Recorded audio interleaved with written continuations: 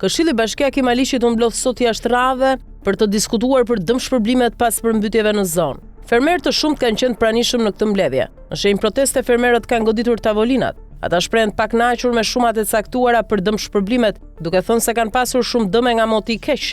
Turp kanë mbrojtur një zëri fermerët, nuk duam shpresat kota, por duam përgjigje konkrete. Një fermer foli edhe për një problem në fshatin e tij Mesmal, duke thënë se rruga për 500 metra nuk kalohet. Unë kam një fermë me 50 krerë lopësh. Rruga është prishur aq shumë në 500 metra në fshatin tim, sa edhe me këmbë nuk kalon dot. Rruga më është bllokuar dhe as nuk do t'ja di njeri. Aty janë 3-4 hidrocentrale që kanë shkatruar rrugët. Nga rruga preken 400-500 familje, nuk ngrihet askush. Prej 3 ditësh nuk dërgoj dot bazën materiale në fshat, u shpreh fermeri. Fermerët kanë paralajmëruar protesta nëse nuk marrin dëmshpërblimet. Sipas tyre, numri i fermerëve të prekur është i madh dhe dëmet janë shumë të konsiderueshme në prodhimet bujqësore të cilat jo janë shkatruar.